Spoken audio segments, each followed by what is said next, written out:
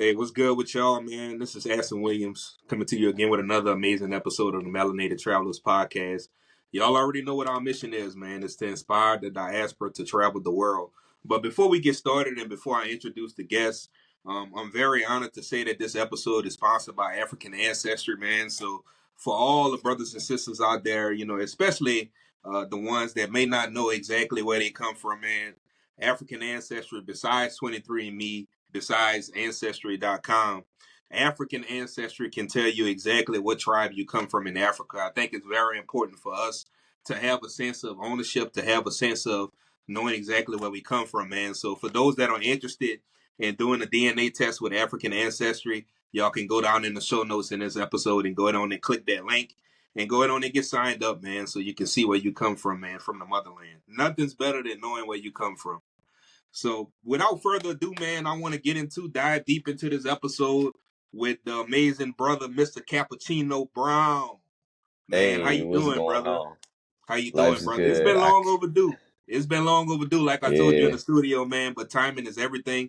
I'm for definitely sure. happy with you getting on. So just to give y'all a little background on Cappuccino Brown, man, this brother is a stand-up comedian that, he loves jokes and he loves passport stamps, So right now, we actually in two different time zones right now. I'm over here in the US, and he's over there in Thailand, right? Yeah, Bangkok. Yeah, man, it was tough trying to get in this scheduling right. I didn't know what time zone I was in till like this morning, so this helps. Oh yeah, yeah, definitely, man. But man, it's good to have you on, man. So man, brother, I just want to start off like this, man. First and foremost, your content is absolutely amazing, man. To be Appreciate it. honest with you, and I wanted to wait until we got into the show just to show my authenticity, is you were one of those brothers, man, that I would look from afar that really motivated me to kind of get out of my comfort zone. Coming from Louisiana, I'm the first person in my family to actually leave the country besides my mom back in the early 2000s. She took one cruise in her Word. lifetime.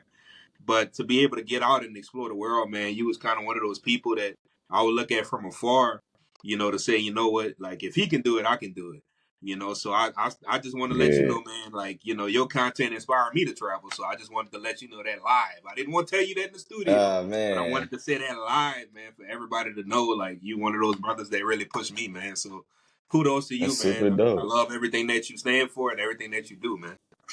Oh man, I appreciate that. That means a lot, bro. Like truthfully, whenever I set out to like record all the places that I've been, I just wanted to show people that like we can do this. We should be everywhere because everybody else is everywhere. So I don't know, hearing that just definitely made me feel like I'm headed in the right direction. So let's, keep the ball rolling. Hell yeah, the only way to go is up, man. So man, let's Yeah. dive into it like this, man. I always like to start off with the why, man. The why for doing everything. Our Yeah. why for why we wake up in the morning. Like have you always been like, you know, we talking about, you being a comedian, have you always been like growing up like those awards like in school, like, funniest person or what made Yeah. you wanna like get into comedy? What like motivated you to get into comedy? I always think that I've been the funniest person. Like growing up, like in my family, I was probably one of the funniest people around my friends. I was one of the funniest people.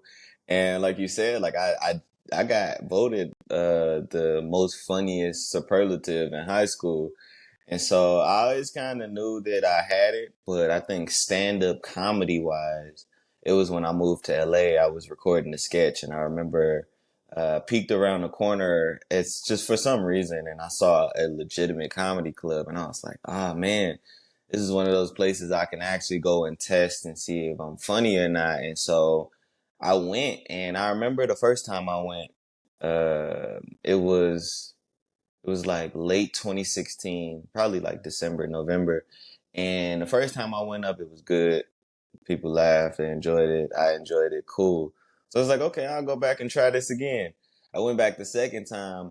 I bombed incredibly. Like it was so good of a bomb that the third time when I went and they called my name, I didn't even get up. I was that nervous. I was that shy. I was embarrassed from the last one. And I just remember walking out. And as I was walking out, I had never felt more, I guess I would say, soft in my life. Cause I was like, I mean, even if they don't laugh, I'm scared to public speak. That's stupid. I'll never want to feel like that again. So that's kind of what made me want to continue doing it and learning the craft. So yeah, it's been 7 years now since that point. Damn, 7. Wow, man, brother. Yeah. Let's dive into. So what created like this persona of uh wanting to travel, wanting to explore, wanting to go to different cultures. Actually, what was your first country that you visited?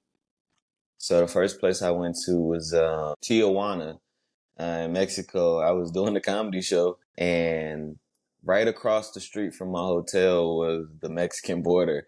And at that time, I didn't even have a passport. I just got like some advice from a dude on the train that you can go and come back with no problem. And so me and all my homies, we made the decision to go to Mexico that night. And from then I was like, oh, this is kind of interesting. Let's see what the rest of the world's like. Then I booked a commercial like 3 months later to film in Canada. And then the following year, I think I went to Brazil after I went skydiving. And I was like, all right, now I know this is something that I really want to do. So it took me 3 times to leave before I realized that was exactly what I wanted to do. And then I never looked back, truthfully. Damn. Now that I think about it, man, like, we gonna stay on the comedy tip for a while, man. Like if you speaking of comedy, man, like what's one of like the funniest things that ever happened to you while traveling? Like what type of experience that you experienced while you were traveling that you actually use for material? Mm. That's a good question. Wait a minute. Let me think, because some wild stuff happen when you're traveling. Um, the funniest thing that's happened to me while I was traveling? I don't know. Wait, I might have needed to prepare for this one. This was because so many things happen when you travel. You can't really you can never really expect the things that happen. They just kind of happen. And so, let me see. What's a funny moment? I'll give you some a little bit of fuel. One of Okay. the things that you taught me, so actually, and that's why I told you. So like I've been looking at your content, bro. Like one of the things that inspired me to go to El Salvador was you. Word. Because yeah, Oh, literally, that's because I knew cool. that was the first country I went to. And I knew when I went to the airport that I was gonna have to pay those $12 because of you. Oh yeah, You was I pissed. remember that. You was pissed, bro. You was Yo, pissed, bro. You I was pissed. You remember was like, that. bro, $12, like $12 for I a think that visa was and the a first stamp. Like, time I paid like that yeah, on arrival. I was like, this is so stupid. But yeah, okay, okay. Oh man. Well, speaking of El Salvador, I remember I wanted to go to that, that colorful slide. yeah, the rainbow slide. Yeah, Yeah, so I actually was there, and my homie, he had met me out there. So we was going to that slide. But for some reason, I decided to miss what seemed like it was the only exit to that place. And I ended up walking down the mountain for like an hour and a half. It got dark, bro. My phone was dying. That was probably one of the scariest moments I've ever had. So I'm glad you brought that up. Yeah, I missed that whole damn. slide because of that. Yeah. So I'm yeah, because still the sad. slide is at picnic steakhouse. Yeah, bro. And it's Yeah. crazy because we seen it, I think, on the way up or something like that. But I remember it was just such a simple route, and I don't know how I missed it. But yeah, I was on that mountain for a while, yo. Like it was such a long walk back. I think the total walk back was like 3 hours. Because once I passed it, I was already too far from it. And I was like, yeah, I'm good Yeah. then. I'm just gonna go home. Yeah, definitely, man. El Salvador is a vibe, man. Shout out to El Salvador, man. Yeah, people. I think Wow, that's a slept-on country, man. People it's should very visit that slept place on, more. bro. The only thing Yeah, I didn't like out there though was catching Ubers. That was the only place where I would call a Uber, and each time I would get one, they'd be like, "Where you going?" And I'm like, "But look at the map. It tells you where I'm going." It was the only place I would call Ubers for like an hour out there. yeah. I don't know if you had that. Did you get a chance to go to El Tuco Beach while you Yeah, was out there? I did. Guys, just so y'all know, good luck trying to get an Uber back. Shit. Once you go to El Tuco, you better know somebody. You better find a driver because Mm-hmm. it's no Uber. Just FYI, no Ubers come and pick you up at El Tuco. No Yeah. Ubers come and pick you up. But That's you're gonna facts. have a good time. That's all that matters. You're gonna have a Hell good yeah. time You at don't know how least you to gonna the get next back. morning. You don't know. You're right. You don't know how you gonna get back. But hey, man, I was That's for nervous as sure. shit, man. I was out there. I was like, God damn, I can't find an Uber.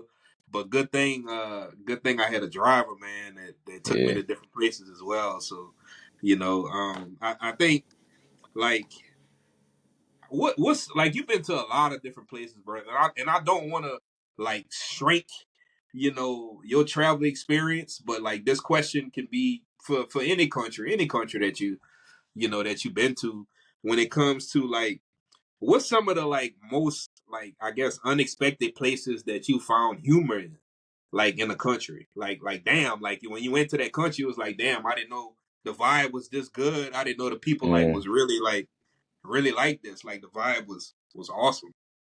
I would say Japan, because I just returned from there.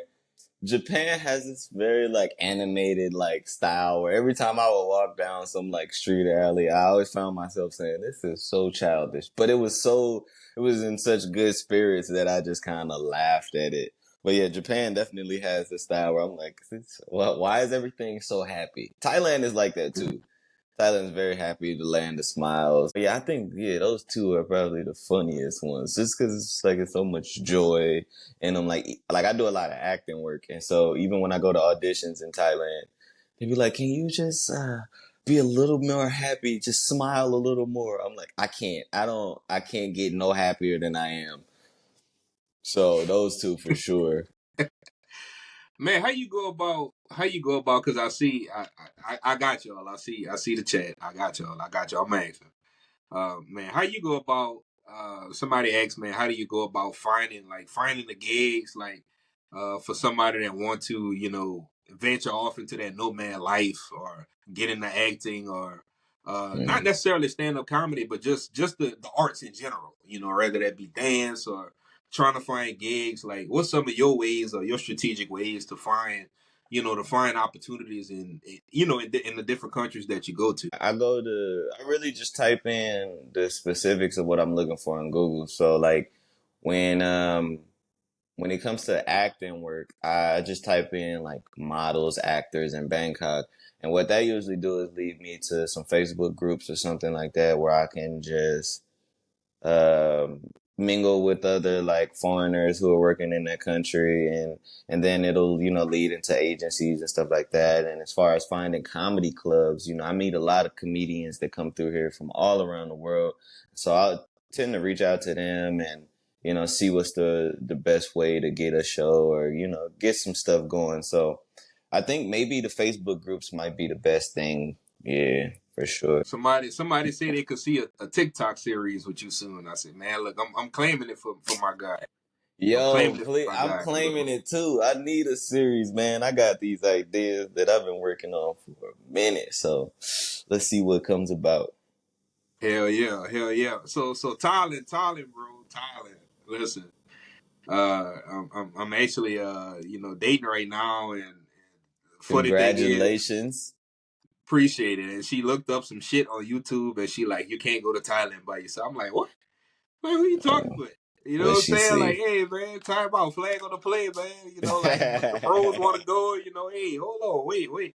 But man, how is Thailand? Like, man, I hear so many great things, man, from all the creators that I've interviewed, from some of my fraternity brothers as well that's been to Thailand, and Colombia always had that top spot for me, and for Yeah. most of my brothers as well. But man, when they went to Thailand, it was like, this is it. Like, what makes Thailand, besides the fact that everything is affordable, right? That's what a lot of people talk about. But just it Hmm. seems like just from a culture standpoint and a vibe standpoint, it's just immaculate, man. Man, let's dive Yeah. into Thailand, man. What makes you like Thailand so much? And it seems like you're getting a lot of great feedback, from your profession and what you do. It seems like Mm. I've been paying attention to some of the shows that you've been doing lately, and just the feedback you've been getting, man. So how's Thailand, man? Let's give us a rundown on Thailand. I think it's good for me because I moved out here specifically because I saw that there was a growing stand-up comedy scene, which means I could get up pretty much every single night. And I think for what I do, that is extremely, extremely helpful. The other thing is the transition here is a lot easier than I would say other countries are. Like, here for me to get a work visa took probably from start to finish of not knowing anything about it to actually coming home with the work visa took me like a month.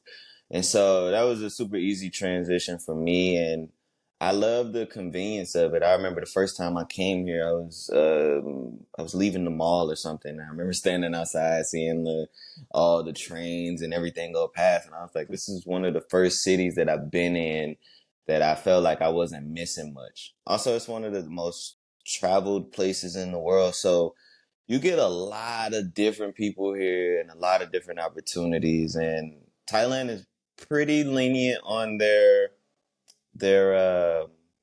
what's it called? Their visa rules. So now there's instead of 30 days, you get 60 days with the potential of getting an extra 30. So 90 days in total, which is what I was paying for when I first got here through my work visa. But yeah, there's a huge convenience factor for Thailand that I think is pretty nice.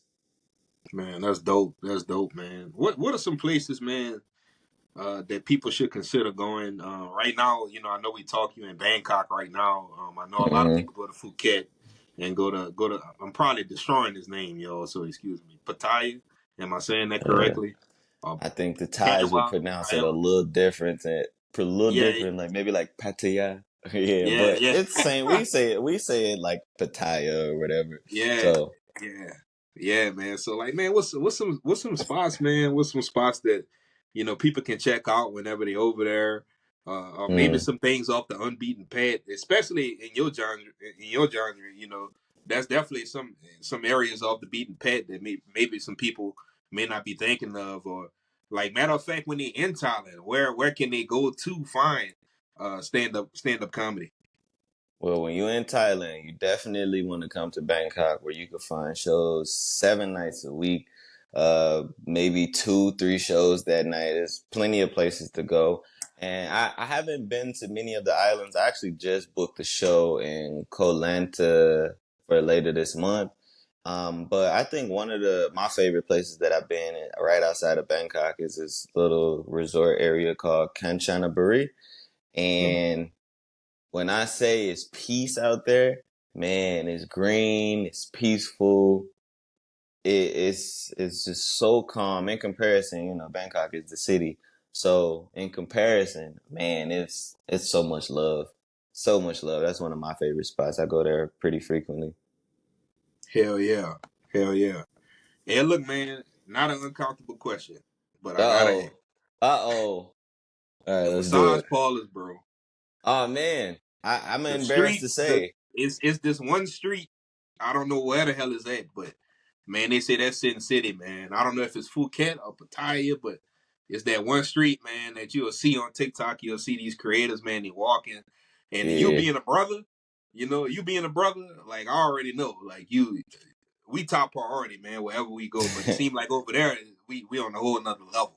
they love white dudes over here though, so I ain't What? gonna lie to you. Oh Come on, yeah, bro. Thailand, the Thai girls love white dudes, and white dudes love Thai girls. That's exactly what you'll see. Wow. But truth be told, and I'm embarrassed to say this, I've never gotten a massage out here. Not once. And so I really don't know, but I mean, as far as all of the wild streets, yeah, you got a street. I think one is called Soy Cowboy, because a lot of the comedy shows are like kind of near the entertainment stuff, all of the fun stuff.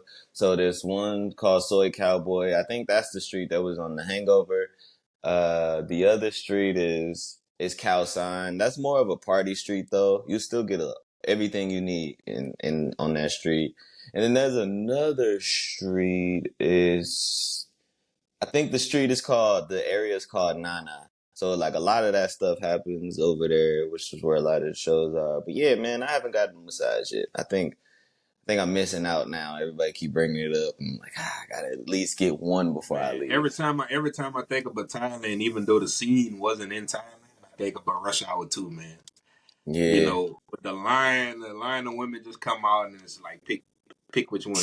Cause I got a massage in El Yeah. Salvador. I got a massage in El Salvador, and it was like that. And they walked out.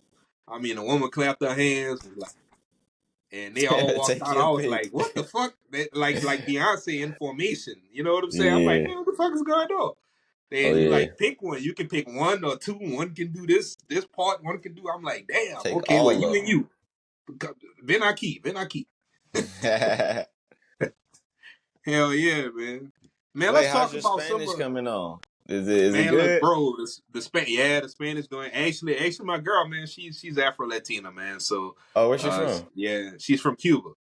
Hey, Yeah, okay. yeah, man, she's from Cuba, man. So I practice literally every day. I used to have a teacher 3 times a week, man, but now I got it full blown, every day For now, sure. man.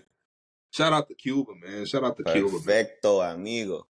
Yes, sir. Shout out to Cuba, man. And we're gonna talk about because I consider like when I looked at you and you kind of like helped me with this hack too, man. Is one way tickets, man. Like, Mm, what's some of your ways to travel hack that you would recommend to some people? Like, hey, like just try this or go check this out. Ways to kind of be able to save because a lot of people think travel is so expensive and it's not. mm, If you know what you're looking for and you know what you're doing. So like when you was in yeah. your early days of like bouncing around from country to country, I know you spent some time in El Salvador, then you went to Guatemala, Costa Rica, like in those areas. Like, how did you tap in, man? How did you was able Mm. to travel So for to me, those most people that of may be on a budget?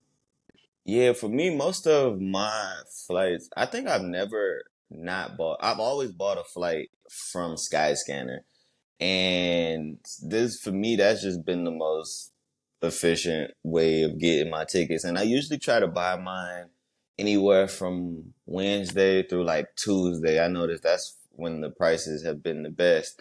And, leaving LA, it was super easy for me to get to Latin countries. So at those flights, I would always try to find something, for as cheap as I could. Maybe not all the terrible airlines, but if I could find like a cheap flight, I would just take it and just kind of see what happened. So early on, when I first was just leaving LA and coming back, it was super easy. But then when I started to just stay in Latin America and buy those one ways, that's when it got a little tricky because some countries wanted me to have a return flight, and I Like never El really knew where I Salvador. would. Yeah, and I never knew where I would go next because man, I can't even lie. There'd be times I just book the flight the next day and just be like, all right, well, I guess this is where I'm headed, just based on like Mhm. price point and how long it would take to get there. So yeah, Skyscanner has been my best friend. Gotcha, man. So for those that don't know, but Skyscanner is absolutely amazing. I'll make sure that they have a link for Yeah, Skyscan as well, man. So y'all can go ahead on and check that out, man. It's I wish I a had a great way to discount find link for something good. y'all so I could get some cheaper flights. That would make Hell life yeah, easier. hell yeah, brother. And this might be an interesting question. And I see the chat. I got you. Somebody asked, man, like, with you being a stand-up comedian, did you have you ever had to translate your jokes in the native language of the country that you was in? Nah, not yet because most of the places I primarily do English stand-up comedy. And every now and then, like wherever country I'm in, if I'm able to use a word or a phrase that the locals will understand, I'll definitely do it. But I focus on the English comedy. But I do have a lot of friends who are doing comedy in like up to 6, 7 languages. And when Wow. I think about comedy, as far because most people don't understand stand up comedy, right? Most people see Netflix specials and be like, "Yeah, this is it. This is Hmm. all that there is." But it's like, okay, but outside of that, you got people that are doing this to be funny in different languages. And, we got people doing that. Like, I think there's nuance to comedy, and that's one of my favorite genres is people who can do comedy in several different languages. Cause it's hard to learn languages, as you know, like in general. And then Yeah. to be funny in that language is, man, that's pulling on a different muscle. And so I think down the line, whenever I get situated, I'd like to be able to branch out into that. But yeah, primarily I do English stand up comedy. Yeah.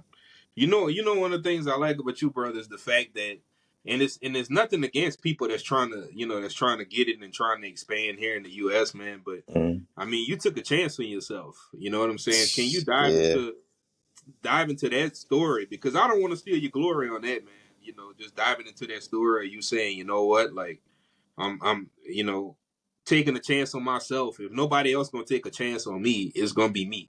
You know what I'm Yeah, saying? So can you just dive into that story, man? Just how that came about, and you started your journey just traveling around the world and yeah, spreading laughter around the world.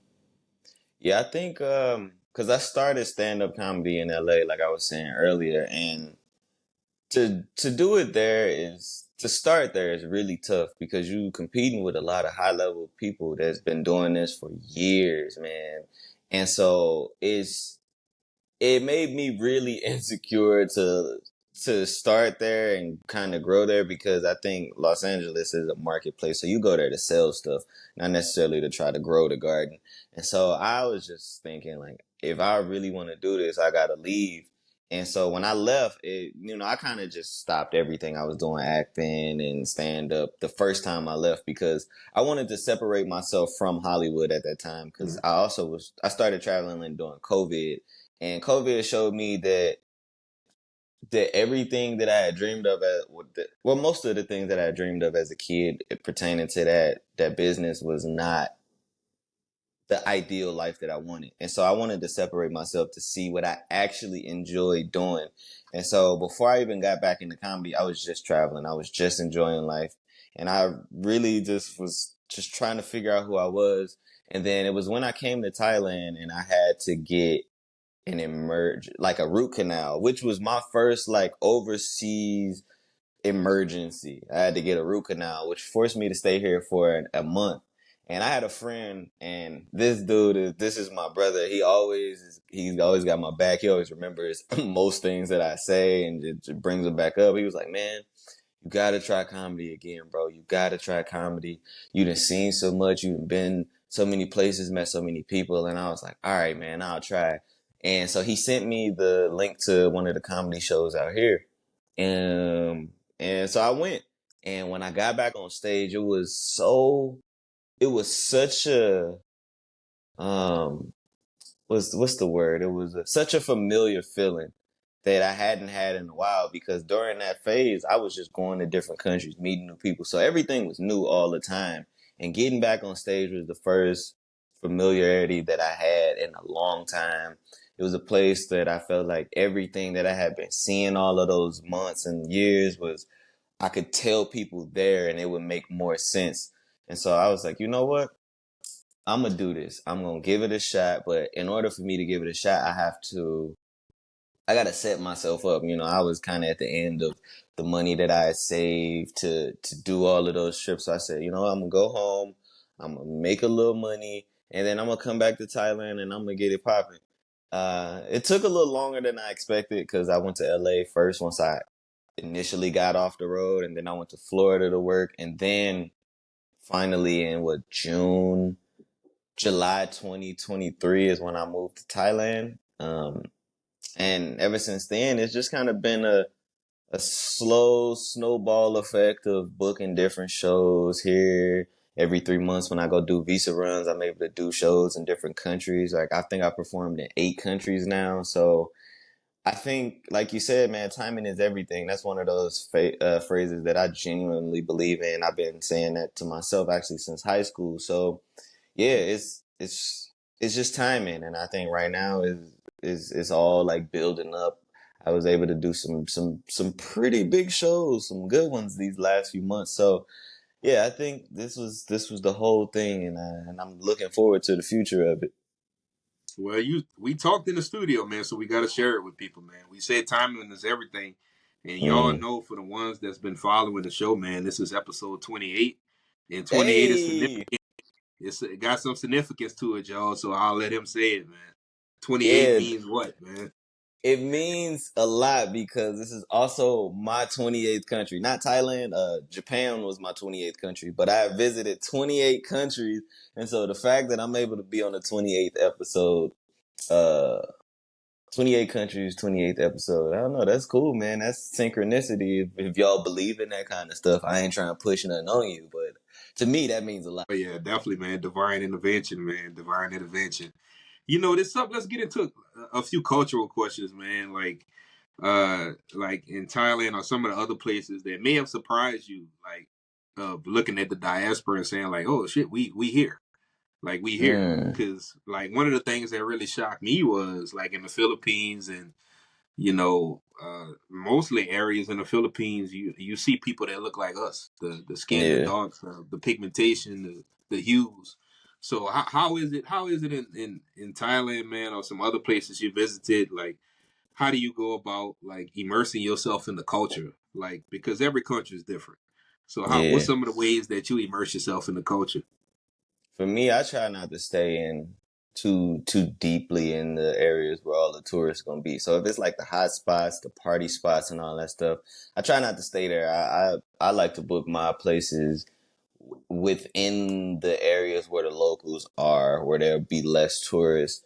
Because when I go to, like, I'm a simple dude. So whenever I go to my shops or somewhere that I like for food wise, or like, to do laundry or something, these people gonna see me again and again and again. And so with that, I build a bond with them, and they start to get curious about where I'm from and how long I'll be here. And then, it just kind of grows organically from there. So yeah, I always try to stay away from the tourist areas. Not that I don't go, but as far as like finding housing, unless it's just like a super difficult country to travel through.